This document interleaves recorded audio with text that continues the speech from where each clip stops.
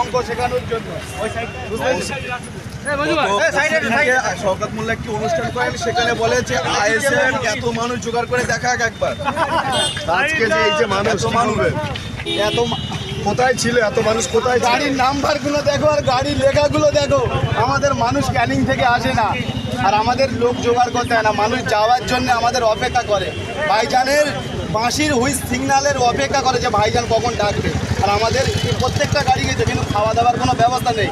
আমাদের মানুষ আনতে গেলে খাওয়া দাওয়ার কোনো প্রয়োজন হয় না ভাই। সবাই যার নিজের গাড়ির টাকা দিয়ে, নিজের পয়সা দিয়ে খাবে, নিজে গাড়ি করে এইভাবে মানুষ যাচ্ছে। আর প্রত্যেকটা আপনাদের কাছে অনুরোধ করছি, প্রত্যেকটা মিডিয়াদের বন্ধু, যদি দম থাকে প্রত্যেকটা সিগনালে আমরা ক্যামেরা নিয়ে দাঁড়াবেন। ঘটকপুকুর, সামনাগর আর এইদিকে মিনাখা সিগনালে ক্যামেরা নিয়ে দাঁড়াবে। যদি এরকম দেখাতে পারে তা বল দেবো যে ভাঙড়ে ঢুকে দেখাবে। দিদি বলতে একটা কথা, শাসক দল বারবারই বলছেন যে এই ভাঙড়ে আইএসএফ আস্তে আস্তে মুছে দিচ্ছেন এবং শেকড় উপড়ে দিচ্ছেন, এমনটা কিন্তু বারবারই বলছেন শাসক দলের বিধায়ক শওকত মোল্লা। ওনার জেনে রাখা দরকার, আমরা চাচারে বাপ বলি, বাপেরে বাপ বলি। এখানে যারা আছে ওরা চাচারে বাপ বলে, আমরা বাপেরে বাপ বলি। ওই জন্য চাচার জোর এখানে কাটবে না, বাপ বাপই হয়। 26-এ দেখিয়ে তো বাপ বাপ।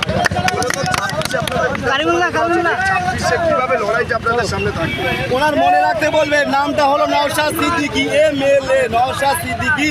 তার স্ট্যাটাস আছে ভাইজান, অনলি ফর ভাইজান। আপনার অঞ্চলে কতটা মানুষ নিয়ে যাচ্ছে? এই তো যা আছে সামনে আছে, বাস্তবে আমরা একটু গুনতি। হাতিশালাতে একেবারে রণক্ষেত্রে চেহারা নিয়েছিল আপনার বিধায়ক নওশাদ সিদ্দিক তথা আমাদের বিধায়ক নওশাদ সিদ্দিক। গাড়ি ভাঙচুর থেকে শুরু করে একাধিক কর্মীর মাথা ফাটিয়ে দেওয়া বিভিন্ন কিছু ঘটেছিল এই হাতিশালায়। আর আজকে দাঁড়িয়ে রয়েছেন, কেমনটা মনে হচ্ছে? দেখেন, আমরা সবসময় সৌজন্যতার রাজনীতি পছন্দ করি। আমরা আমাদের দলের প্রতিষ্ঠা দিবস উদযাপন করার জন্য 2023 সালে আমরা রওনা দিচ্ছিলাম।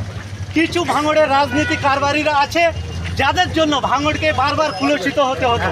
আমরা সেই 2023 সালে যে ঝামেলা করেছিল, যে বদনাম করেছিল, আমরা প্রথম আজকের আমাদের সেই হাতিশালায় আমরা দাঁড়িয়ে আছি, যেখানে আমরা পতাকা উত্তোলন করে টোটাল বাংলার মধ্যে একটা শান্তির বার্তা দিয়ে আমরা গাড়িগুলো রওনা দিচ্ছি। মূলত এই ভাঙড়ে যিনি এই মুহূর্তে পর্যবেক্ষক রয়েছেন, মানে অবজারভার এবং ক্যানিং পূর্বের বিধায়ক, তিনি বারবার দাবি করছেন ভাঙড় থেকে আইএসএফকে শেকড় উপড়ে ফেলার হুমকি দিচ্ছেন।